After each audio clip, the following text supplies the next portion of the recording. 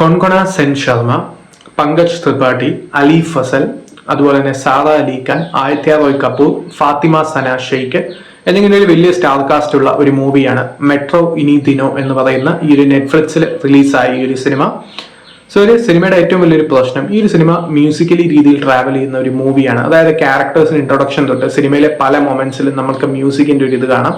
പക്ഷെ മ്യൂസിക് ഒക്കെ നല്ല തന്നെ, പക്ഷെ സിനിമയിൽ ആ ഒരു മ്യൂസിക് പ്ലേസ് ചെയ്തിരിക്കുന്ന രീതി വളരെ ഇറിറ്റേറ്റിംഗ് ആയിരുന്നു എന്നുള്ളതാണ് ഈ ഒരു സിനിമയുടെ പ്രധാന പ്രശ്നം. അതിനോട് തന്നെ ഈ ഒരു മെയിൽ ക്യാരക്ടേഴ്സിനെ മൊത്തം കോമാളികളാക്കുകയും ആ ഒരു സ്ത്രീകളുടെ ഫ്രീഡത്തെ കുറിച്ച് പറയുമ്പോൾ സിനിമയുടെ സോള് പലയിടങ്ങളിലും നഷ്ടപ്പെട്ടു പോകുന്നുണ്ട്. അലി ഫസലിന്റെയും അതുപോലെ തന്നെ ഫാത്തിമ സന ഷെയ്ഖിന്റെയും ആ ഒരു സ്റ്റോറി അല്ലാതെ ബാക്കിയുള്ള സ്റ്റോറികളൊക്കെ ഒരു ഓക്കേഷ് ബിലോ ആവറേജ് ഫീൽ ആണ് തരുന്നത്.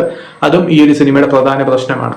അതല്ലാതെ നോക്കുകയാണെങ്കിൽ ഈ ഒരു സിനിമ ഡയറക്ട് ചെയ്തത് അനുരാഗ് ബസുവാണ്. ഒരിക്കലും ടിപ്പിക്കൽ ബോളിവുഡ് രീതിയിൽ പോകുന്ന ഒരു ഡയറക്ടർ അല്ല. പക്ഷെ ഇതിൽ അദ്ദേഹം ആ ഒരു രീതിയിലാണ് പോയിരിക്കുന്നത് എന്നുള്ളത് അദ്ദേഹത്തിന്റെ ഫാൻസിനും നോർമൽ ഓഡിയൻസിനും ഒരു പ്രശ്നം തന്നെയാണ്.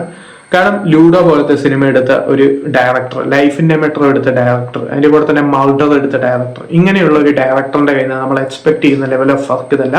അത് സിനിമയുടെ പ്രധാന പ്രശ്നമാണ്. അതല്ലാതെ തന്നെ ടിപ്പിക്കലി ബോളിവുഡ് ഫോളോ ചെയ്യുന്ന ഹാപ്പി എൻഡിങ് ഫോർമുല ഇവിടെയും ഫോളോ ചെയ്യുന്നുണ്ട്. അതൊക്കെ കാണാൻ തന്നെ വളരെ ക്രിഞ്ചായിരുന്നു. അതാണ് സിനിമയുടെ പ്രശ്നം. സോ താല്പര്യമുള്ളവർ കണ്ടു നോക്കാം. ഇതിപ്പോൾ നെറ്റ്ഫ്ലിക്സിൽ അവൈലബിൾ ആണ്.